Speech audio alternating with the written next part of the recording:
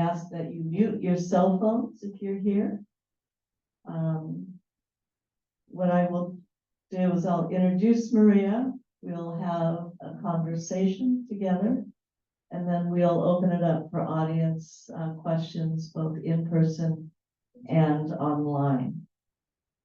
So Maria Farrah received a Bachelor's of Arts from UMass Boston in 1984. She's the founder and president of the Farrah Consulting Group, a Boston area public relations firm specializing in public affairs issues and communications training. An award-winning public relations professional, Maria has more than 20 years of experience in corporate and government communications. Her innovative techniques used in creating media events and stories have been recognized by the Publicity Club of New England, which awarded her its Bell Ringer Award. Before founding her own company, Maria served for 10 years as an official in Massachusetts state government, where she served as press secretary and senior program manager. So I hope you will welcome Maria. And I will start with the first question. Now we're here. So tell us what your experience was like at UMass Boston. Okay, thank you. You know, this school means so much to me. I can't even put really it into words because, well, for a couple of reasons. One was, you know, I'm one of 7, so there wasn't a lot of money to go around to put everyone through school. And my 2 brothers, actually, who are now lawyers, graduated from UMass Boston. So I knew that they had a fantastic experience. And so I was kind of excited to come here to begin with. But what I wasn't prepared for when I got here was just how serious the students were. You know, a lot of my friends were working jobs, extra jobs at night. Some had children. You know, people were just like juggling and getting the work done. And if you saw somebody running down the hall, like you knew they were going to work. Like they weren't looking for a frat party. Do you know what I mean? So I didn't appreciate it at the time as much as looking back, but because, you know, I was like, oh, my friends all live in dorms and what a great experience they must be having. But the truth is, this school just gave me so much. You know, it taught me, like, there's hard work in the air. I don't know how to describe that, but it's like, it's just here, right? People are working hard. They're serious. They, you know, they want to get ahead. And it was just a super diverse, super interesting place to be. And I just loved it. And the campus, I just think, I thought it was gorgeous then. I mean, now it's so much better. So I really can't say enough good things about the school. It really gave me a lot of skills that I took with me and helped me quite a bit. So is there any advice you can give to the students here in their college years? I mean, I would say while you're here, just say yes to everything. I mean, that's a theme that I have, you know, used throughout my life. Say yes. You know, is there a volunteer opportunity? Go for it. Is there a club that you might be interested in? You know, do that. Find a mentor in a teacher, professor, or another student even. But lean in. Like, just this school, you know, has so many things to offer. Avail yourself of all of those things. So tell us the trajectory of the jobs you've had. All right, well, you better settle in. No, I'm kidding. You know, so when I graduated in 1984, the economy was awful. There were no jobs. And I lived in Lawrence, that's where I'm from. And so I had to get a job that was close to where I lived because I didn't have a car. So I had a very hard time, needless to say. I knew I wanted to do something with media. I thought maybe I wanted to be an on-air personality potentially. didn't know what the heck I was talking about, but my dad, worked out with a guy who was a general manager at a radio station in our town. And he got me an interview with him. And the first thing he said to me when I walked in, and I was petrified because I'd never really interviewed before, was he said, "Yeah, I got nothing for you." So I was like, "All right." He said, "But, come back to me if you don't get a job. Maybe you can, help us a couple times a week doing something, but I have no money for you." And I said, "How about if I start like next week and I come in every day and you don't have to pay me?" Because I was still waitressing. So literally that's how I got my first job. I did it unpaid for almost like 3.5, 4 months. And I waitressed at night and I learned a lot and I met some people and I used that position to get my next job because I put on my resume to work for the Eagle Tribune and also in Lawrenceville, North Andover. And I was there for a year and then the radio station hired me back to be a copywriter and then a promotions director.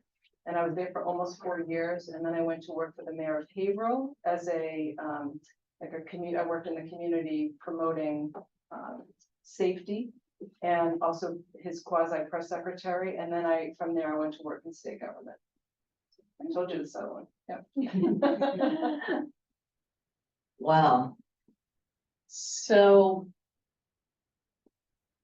how can you stand out in your workplace? What was it you did that got you the next best job, Yeah. the next best job after that? Yeah, that's a good question. I mean, honestly, and forgive me if this sounds like, oh, really, that's your best advice. I just had the right attitude. I worked like a dog. I never said no to anything. I found mentors. I would seek out people who I thought they had good energy, like they would teach me something. And I just didn't give up. I didn't know any better, right? So when people said things like, "Go get my dry cleaning," or, "Can you make more coffee?" or called me, I had somebody who's pretty famous, sportscaster who I worked with and basically said something incredibly insulting to me, at a fundraiser once. And I was like, wow, he's a jerk. Like, I'll avoid him and I'm going to go seek out the people who have, the good kind people who are smart and learn from them. But, silly things like show up on time, check your ego at the door, don't be a complainer, don't engage in petty office politics, fly above the fray. And, for me, I always wanted to look older and appear more capable. So I always dressed the part. I didn't look like I had just been I did an all-nighter or something. I know this is probably old-fashioned advice, but that's how it worked for me. So do you have any advice for students looking for jobs, finishing their PhDs, MAs, BAs, on how to get jobs, how to succeed in the profession that you haven't touched on?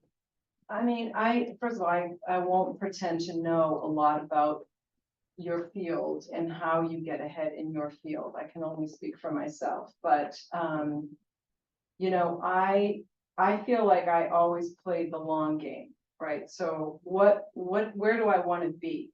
And how am I going to get there? And maybe I'm not taking the highest paying job. And I'll give you an example of that. Right before I went to work in state government, I was offered a position doing PR for a big PR agency here in Boston that everybody wanted to work with.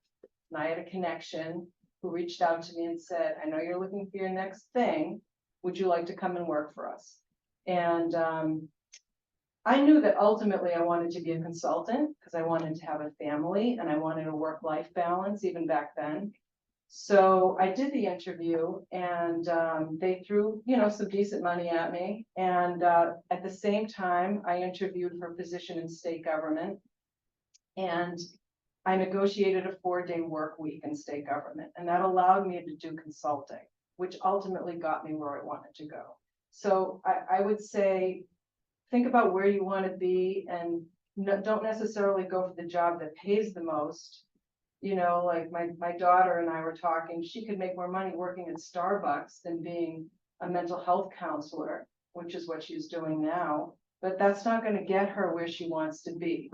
So, you know, those kind of choices, I would say, pick jobs or pick working with people that will get you ultimately where you want to be. And I think you have, by the way, just to say this, coming from UMass, Boston, I think you can use this degree to your advantage in a job situation, right? You, by definition, are going to work harder. You're going to bring with you a lot more experience with diverse populations. You're going to have a grit that they are not going to find, you know, in a kid whose parents, you know, not to put anyone, you know, like who put them through 4 years of school and they never had to work and they don't know what it's like to juggle except for their classes, right? That's a gift. You guys have a whole different experience that you can talk about, I think. Yeah, I'll echo that. I talk to a lot of employers and they always say, we love UMass Boston students because they know they work hard. Yeah. Because you have to be here. You mentioned mentors. Yeah. How does one find a mentor? You know, I mean, for me, I took a little bit from people along the way in my career. So maybe I emulated how this person, you know, handled themselves in a setting. Or maybe I emulated how this person, you know, conducted themselves in terms of, you know, they were on time and they had the right attitude and that kind of thing. But mostly it was just, I guess it's like when you find a friend, right? Like you meet somebody and you say, okay, I can learn from this person. I like their energy. And you make yourself indispensable to them because what's in it for them, right? And that's pretty much how I did. And my best mentor, honestly, was my boss in state government who gave me opportunities. He sent me on trips like that, you know, if there was somebody had to go on a trip to cover something, he would give me that chance, even though I was like, you know, relatively new. You know, if there was a class that needed, like, you know, if they were offering a development class, I would say I wanted to do it. He'd be like, great, do it. You know what I mean? So like those kind of people, I was fortunate to have that. So besides finding these people, always saying yes, showing up on time, having a good attitude, how do you create opportunities for yourself to get that next job? If someone reached out to you for the PR firm, how do you get those opportunities? Yeah, I mean, honestly, I think the reason they reached out to me was not in a vacuum, right? It's because I just am a worker bee, right? That's who I am. And I just keep going and doing. And I think what you put out in the world comes back, right? You get what you give. And so if you're put out that, you know, I don't want to be dealing with this, I'm not getting paid for this, you know, I don't want to be getting home late. Like to me, that was just not even an option, right? I just felt like I want this. I want to get ahead. And so what do I need to do that? But I would say the big thing for me is just knowing that everyone has fear and everyone thinks that they're an imposter. And sometimes you just have to push through that, right? And know that the only thing holding you back is like your fear. So that to me, like, even when I started my own business, was like, geez, why is someone going to pay me to do this? You know what? Because I'm going to work harder, I'm going to do more research, I'm going to give it 100% and I'll be worth it, right? And so, and then it's easier the next time, you know? So work hard, do good work. I think put out into the universe good karma, you know, you're easy to work with, you know, you're easy to work with. You'll go the extra mile, and look for opportunity. Like I ended up doing a lot of volunteer work, because I knew they were going to let me do PR work before I got really into PR. So I knew they were gonna let me do the thing that was gonna help me get my next job. You know, and I also wanted to do it, right? So it was both things, so. So I'm gonna switch topics. You're a communications specialist. Mhm. What have you learned about communications in terms of the best practices, common or worst mistakes?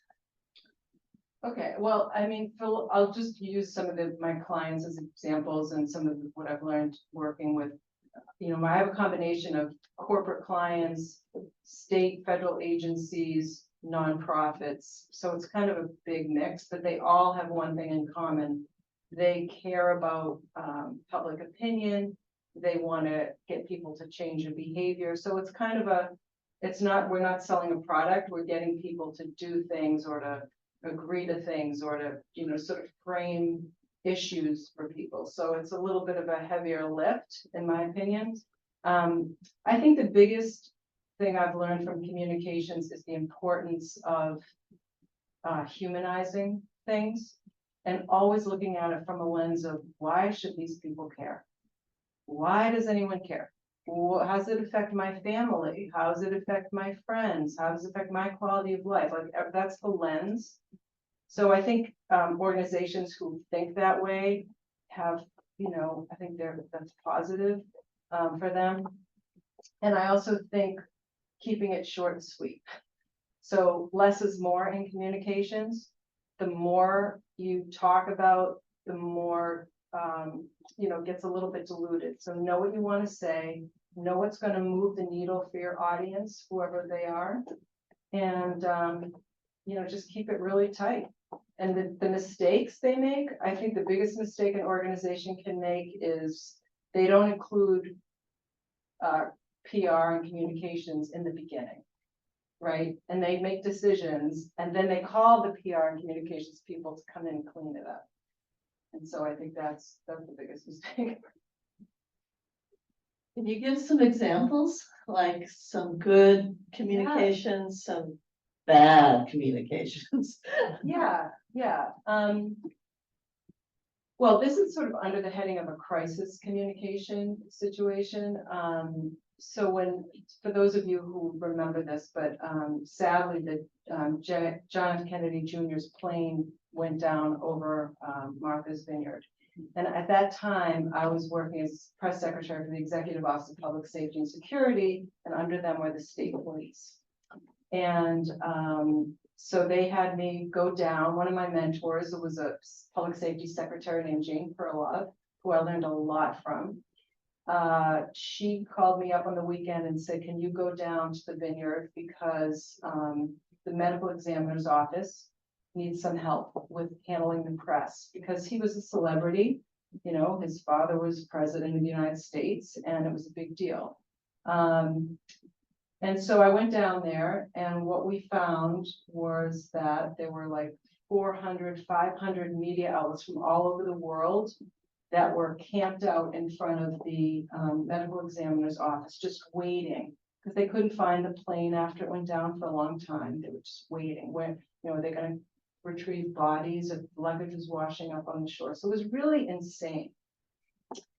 And what happens in the media is they want answers. So they kill you with questions, right? And PR people, you know, good PR people know that their job is not to answer questions, it's to frame the issue, right? So we end up not answering any questions. We coordinated with the Kennedy family because it wasn't a criminal investigation. It was literally just a, you know, absolute tragedy. And for the first time, I put out a statement instead of engaging in media interviews. Because if you think about it, if you do media interviews, it opens up lines of questions, it takes things in a whole different direction. So we worked with the family, we came up with maybe 3 lines that explained what had happened and that they wanted to have their privacy respected. And that was it. And we just push that out. That's the only thing. I was getting yelled at and sweared at by reporters in all different languages saying, you know, we need information. And we have a statement, we're gonna send it out. And then I got swamped, this is kind of an aside, but I got so overwhelmed with media requests that I had to bring in somebody to help me. So who do I pick? I picked the spokesperson for the Registry of Motor Vehicles, because if you work for the RMV, like, you're tough, right? And she's hanging up on people. Nope, statement's gone. You know, and it was just, you know, so that taught me a lot about how you have to control and frame issues, right? So that the public understands them, as opposed to just making it a free-for-all and answering all sorts of questions and getting yourself into trouble and introducing information you don't need to. Nice. So any good case studies on mistakes, and you could fictionalize something or much of what. Yeah, I mean, I'll okay, this is a good example. One of my clients, not to be named, is a pharmaceutical company. Yeah, it was a pharmaceutical company. And they made a product that was being, you know, not recalled so much, but just it was, they had problems with the product. And they wanted to explain to the media outlets that were interested why they were having problems. And so we said, you know, keep it tight. Don't, you know, hear your messages. Don't go off message. Say this, because we can always give more information if people need it. But in an interview situation, your job is, as a spokesperson, is to force reporters to write what you say, basically, okay? And so they thought, Maria, we don't need this. We don't need this help. This is, we got this, we got this. I'm like, okay, great. We go in, the reporters are very charming. They, you know, that's such a great tie, and well, wow, how was your commute in, and blah, blah, blah. And my client gave away the store. They were eating out of their hands. Whatever question they were asked, they answered. And so that was a classic example of why you want to stay on message, why you want to, you know, be very disciplined about that. And they weren't. And so as a result, one of them dropped a line about some new product they had that will have many fewer problems than the old product. And that was the story. So after spending an hour with reporters giving good information, they let their guard down, they mistook politeness for friendship, and they gave away the store. And so they lost control of the story. It was a bad story. And it was, you know, a good example of, you know, a huge mistake. Michael. Hi, thanks for your comments. I was wondering if you could clarify just a bit by what you mean by it was a bad story. And they gave away the store. The question is, how was it a bad story that they gave away the story? Well, yeah, that's a great question. I'm sorry. And I get a little inside baseball here, but so basically when you're doing an interview, or let's say you're providing testimony or you're giving a big presentation, the goal is your messaging. What are you going to say that gives people the information they need, right? And then you stick to it, right? Because it's like if you throw spaghetti against the wall, right? You could throw a whole pot of spaghetti against the wall. 2 or 3 things might stick, right? But you don't know, you can't control it. It's like an interview. You might be asked 50 questions, but if you give away 50 answers, you've kind of left it up for grabs as to what appears in the story. It's not to say that it's bad. It's just not in service of why you were there. You needed to frame that the company is doing X, Y, and Z, and now because you weren't disciplined to stay on message, you introduced other information that reporters then had every right to ask about. So I shouldn't have said it was a bad story. It was a story that was not useful. So, in your experience, how do you approach a new environment, population or community? What's your approach with this? Sure. I do a lot of research, first of all. I feel like that's critical to be prepared. So I do a deep dive. And that's comforting to me because then I feel, more able to sort of tackle whatever the issue is at hand. It's important to know who your audience is and what they need to hear you and to absorb your information, right? So when I was in state government, it was really important for us. I'll give you an example. We wanted to get people to use car seats more than they were, right? So we want to make sure kids, babies, infants were protected in a crash. So what we found was that in certain populations, car seat use, like they put kids in seatbelts, but car seat use was not great. And we didn't know why. And rather than just putting out there, use car seats, they're good. We went into the community and we said, hey, we talked to pastors, we talked to schools, we talked to, organizations that service the populations we were looking for to find out what's going on. Like, are there people we can talk to? What can we do to get people to put their children in car seats? Is it a financial issue that they can't afford car seats? Is it, what is it? And what we learned in one example was that moms who came from certain cultures felt like it was safer to hold their children. Like that was the way you protected your child. You didn't put them in the back in some plastic chair with a skinny little belt and hope they stayed in, like you held them. So we crafted our entire public information campaign around addressing that and the difference between what happens in a crash if you're not in a seatbelt and what happens, your child's not in the car seat and what else when it does. But we worked with clergy, we worked with people in the community who worked with our populations, and that's the best way to me is to have, just do that deep dive and know, for me as a bureaucrat at that time in government, that whatever I was going to say was not going to matter compared to what their pastor would say, so that. So from what you've learned, what makes a successful public policy person, politician, or anyone interacting with people in a diverse setting? And I would say empathy, right? Like just treating people like humans and understanding their experience and being authentic. Like I do a lot of communication skills training for people who are in high stakes situations, and they're not authentic. They don't have empathy. Doesn't matter what comes out of their mouth, right? Because people doesn't land, they don't believe them. So I would say that's probably the biggest thing, to have empathy, to humanize the issues. And not to repeat myself, but why should anyone care? What's important to them?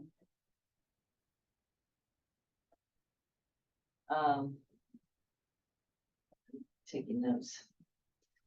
This is great stuff. So you've had to change jobs to get where you wanted to go. How do you know when to change a job or when to stay and just work harder, right, and say more yeses? When did you know? Well, I knew at different times in my career. So I knew when I was in newspaper that I did not like my job there. I did not like my boss. He was a misogynist and a very toxic man to be around. And I knew that, this is not my life's work. So I want to get out of here as quickly as possible. But what I didn't anticipate was the radio station that I worked for free for almost 4 months would call me with a job. And just for the record, they said to me, by the way, you can type, right? And I was like, oh yeah, I can type. I did not know how to type. I took typing in high school. So in the 2 weeks after I gave my notice at the newspaper and went to work at the radio station, I went to the YMCA and I took a typing class. And then problem solved. I think it's like, when you're tapping out. Do you know what I'm saying? Like if there's somebody, for me anyway, I was very fortunate. I had great, other than that first guy, I had great bosses. But I have been in situations, and I'll be honest, in government, it's tricky. There's a lot of people who are parking there, right? They're not going anywhere else. This is where they're gonna be. And, so sometimes the environment was challenging, but, I just felt like, okay, what's gonna get me to my next thing? And now it's different, like our, you know, friends who have kids, like they stay in jobs for 1 year and then they move, and that's completely acceptable. But in my day, if you didn't work somewhere for at least 2 or 3 years, you weren't taken seriously. So I think it's just when you know in your soul, if you're getting stomped on, or if you're feeling like, I can do better, I can do more, I think you just be brave. That's the only thing that's ever held me back, is like if I've been afraid. And I look back, I'm like, oh, were there things I could have done that I didn't do? Probably, but you know, comes with age, I guess. So I want to open it up to audience questions and people in person and online. Since I could see people here in person, I'll see if anyone has any questions or comments. Anyone here? Yeah, Dunya. Thank you, Farrah, for coming and for great answers to the questions. And thank you, Marlene, as well, for the great question. I just want to add a little bit about the social media communication, Oh, yeah. because a lot of our students are using it and maybe misusing it too. So can you give us some clues or some pointers what the best way of using it for ultimate goal of finding a job, and what's the wrong way of using it? Thank you. So how to use social media to get jobs and what's the wrong use of social media? I mean, I'm not an expert on the job piece of this, but I will say, you know, I use LinkedIn, you know, I could use it more, but I think LinkedIn is a good way to connect with people and to identify folks who might be able to help you, because, you know, it'll say how many went to your school, so you have that connection there. But I would say, just in general on social media, and this is not new information, but it's almost like what I tell my kids: don't put anything in writing that you don't want to see in the front page of the paper, right? Or in the front, you know, or on a, you know, billboard, maybe is another example. Just, you know, you have to be very mindful that, although your political views or your, you know, cultural views or whatever, you've just got to know that it's not always a great platform to be pushing out on social media with the lens of looking for a job or being, you know, taken seriously, or, you know, I told my daughters, you know, listen, I know everyone's showing themselves in a bikini, but not a great idea. I don't love it. You know, they're like, Mom, you're a dinosaur. But the truth is, you know, employers are going to do a deep dive. They're going to look and see what you're posting, right? So you don't want to do anything that puts you at risk of missing an opportunity. That's what I mean, that's just my general feeling about it is, yeah, I just would say stay away from anything that's controversial or negative, even though that's probably not a very popular thing to say. I just know enough about how employers look at things, and they're going to look at they're going to see where your fingerprints are, and that might influence whether or not they hire you. Any other questions for people here in the audience? Are there any questions? Oh, yeah. What were the hardships that you faced as a woman, both in the public sector and also now as a consultant?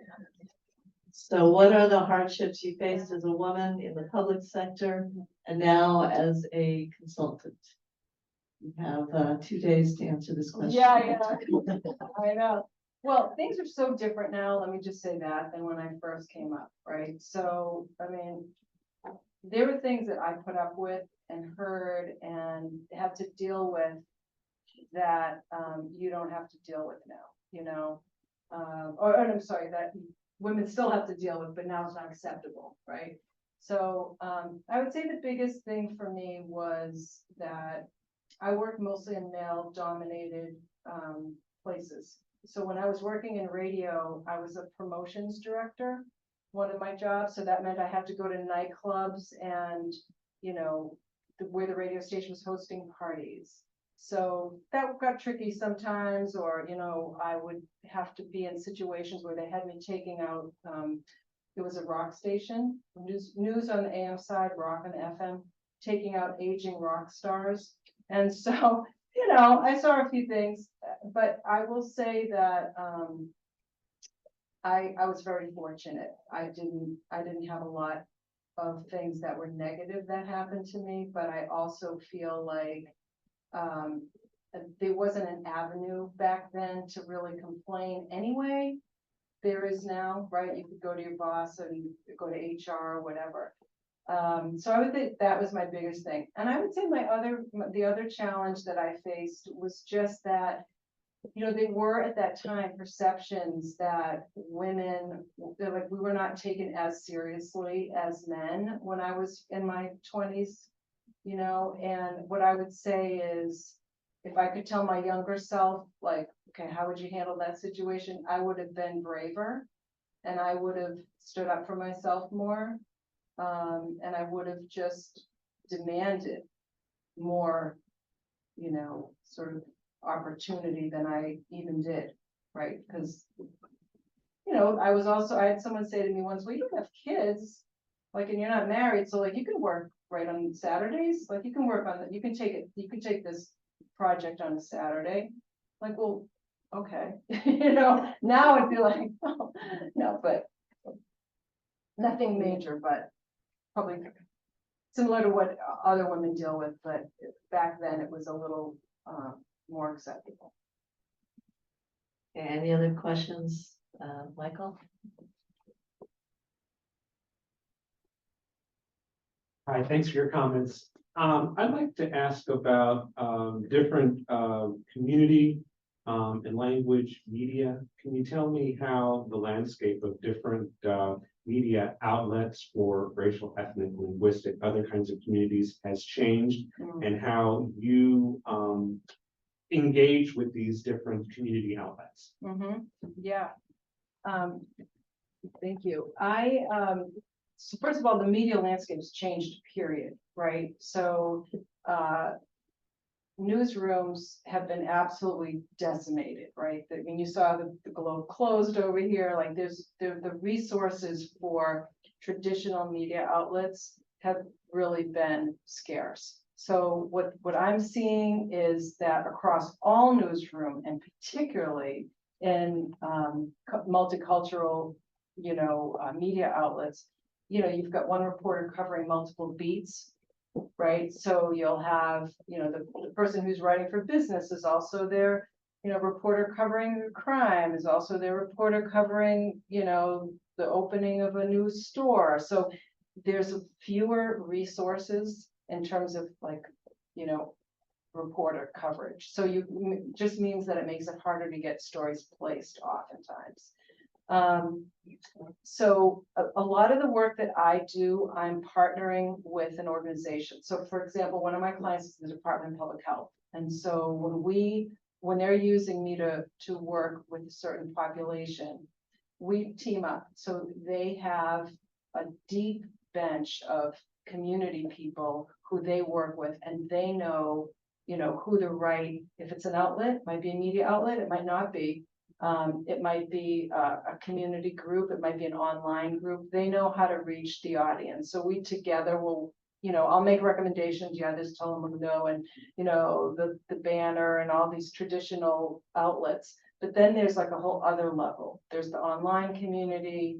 There are, you know, folks who, you know, produce digital content for certain populations. So it's kind of a combination. But yeah, I mean, that honestly, that's, to me, the multicultural stuff is the most interesting, and it's where I do a lot of my work, because I do a lot of work with DPH, and we do a lot of messaging and a lot of training to get like messages out to different populations. And I find that's the most interesting stuff. But I know what I know and I know what I don't know. So I like to get the folks who are the experts at, you know, like I would never come up with messaging for a population where English is a second language, right? I have the premise of it, but what words, what particular words, what cultural references are appropriate or not appropriate? Like I want to talk to someone in that community and they'll tell me, so I don't step in it, you know? Right. Other questions? So, about this. So opening your own firm must be such a huge leap to take. So what would you say were the most important things you did to successfully open that firm and to find your first clients? Yeah, that's a really good question. So thank you. First of all, I opened my firm in 2000, but I had been doing consulting work for 10 years prior. So what I did was I started with small. My first project was working for the Boston Latin School. They had a big capital campaign. And so I helped them like promote it and, you know, just sort of got some coverage for it. And from that, I went to work for the Boston Public Library. I had a friend who worked there in their comms department. And she said, Maria, we have this little art exhibit we want you to promote. And I did that. So I did a lot of little things. And then because I did negotiate a 4-day work week when I was in government, I was able to take on bigger projects. But the first thing I did was to get a client big enough that paid for my transition. Because I was walking away from a salary and benefits. And I was, you know, my family thought I was absolutely crazy. My father yelled at me. My father was like, what are you doing? I said, I'm leaving state government. Are you crazy? Why are you doing that? I said, because I think I want to do something else. And I've been doing it for 8 years. So I was like, I'm kind of done. And I knew I was done because I wasn't bringing my best self to work. I was like, okay, I'm tired. So I built enough so that when I did the jump, I had steady income and I wouldn't do it any other way. The only thing I would say is that the thing about having your own firm is that it's not the work. The work is a blast. I love my work. It's getting the work. That's hard. Like, you know, always finding new business. Where are the avenues for money coming in from? And that's the hardest part. It's like sales, but I did sales for a short time and I hated it. And I still hate it. I'm a terrible self-promoter, terrible, but it's all word of mouth. So, you know, I'm fortunate. Other questions? Are there any questions online? We do have one Zoom question. Oh, yeah, there's a raised hand. Oh, Hello. Hello. Hi, Maria. Thank you for sharing your experience. My name is Arun Manoharan. I want to ask you a question about the trend in communication among local governments. We've seen a lot of governments very proactively communicating to their citizens during the COVID crisis. Following that, has there been any change? Like, are they emphasizing more on building communication strategies, on reaching out to various stakeholders, or has it just like, just come down? Or I'm sorry, I want to make sure because I didn't hear the last part of your question. so has the momentum sustained? I mean, have they institutionalized any kind of communication strategies or approaches, or has it just going back to the pre-COVID conditions? Oh, okay, COVID, yeah. I think the camera's Oh, there or there. Behind you. It's the, okay. Yeah, it's Sorry. that way to talk to him. Okay. Well, I tell you what I've seen because of the work that I've been doing since COVID is that COVID, I think, created avenues for communication and connection that hadn't been there before. And I think those avenues still exist, whether it's direct communication from the state to communities, whether it's communities to nonprofits that are also working in the same space. So I've noticed a difference in the public health end of things. You know, they're just unbelievable networks in Massachusetts. We're so fortunate. And there's a lot of, most of the work, I shouldn't say most, there's a lot of work being done at the state level, but there's a ton of work being done at the community level where the service can be provided directly to folks who need it. And I do think COVID, you know, started some of that, and they have kept it. So I actually think that's one of the upsides of COVID, that it's created dialogue and partnerships and connections with organizations that didn't exist before, didn't have to exist before. So so I think that's one of the pluses to it. Thank you. Are there any other questions online or in the room? Seeing none in the room. Oops, there's one. Hi, Maria. Hi. I'm Gavin, alumni engagement office. Thank you so much for being Oh, here. yeah. So before our hybrid schedule, how did you negotiate getting a 4-day work week? And can you talk about how you advocate for yourself Yeah. in the workplace? So how did she get a 4-day work week before COVID? Yeah. And how do you advocate for yourself in the workplace? Good Well, question. thank you. Yeah, I was really lucky because I had a job offer on the table when I was approached to work in state government. And one of my mentors, name was Tom McGovern, who actually went on to become president at Fisher College. He said, look, we really would love for you to work with us. You know, we can't match your salary, but like, we know like you'll enjoy working here and it'll lead to better things. And I said, listen, I would love to do it, but I need to be able to still do consulting work. And at that time, the only way the state would allow you to do that, because I was part of a union, I had to be part of a union for that job, was that you had to commit to 10-hour 4 days a week. And no overlap, no, like, you know, you just really had to keep it separate. So, you know, that was one of the things that I did. In terms of advocating, I'll be honest, it was hard in some ways because when you work in government, you know, there are levels, and if you're in a union, then it's like certain things you can do and you can't do.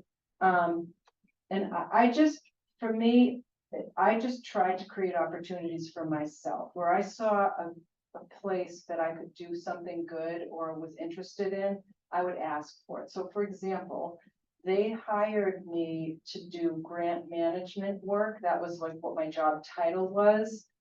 But I said, I'm only interested if I can also be a press secretary. And they're like, oh, we never had a press secretary here before in that agency at that time. And I said, well, that's the only way I'll do it. And I want it to be on my business cards and I want to have that responsibility. They're like, if you want to take on the work for no more money, have at it. So that's what I did. Great. Anything else? Online or in the room? Are you checking, Charlotte? We're done? Thank you. Wow. Thank you, Maria, Yeah. for such wonderful insights and Thank you. advice. If you have further questions, stick around for the reception if you're here, or even if you're online, you can reach out to Maria by her website is Farrah, Farrah, consulting.com. Farrah at farrahconsulting.com. She'd be happy to answer any questions. I want to thank the audience here attending on such a warm, lovely fall inviting day. And those online.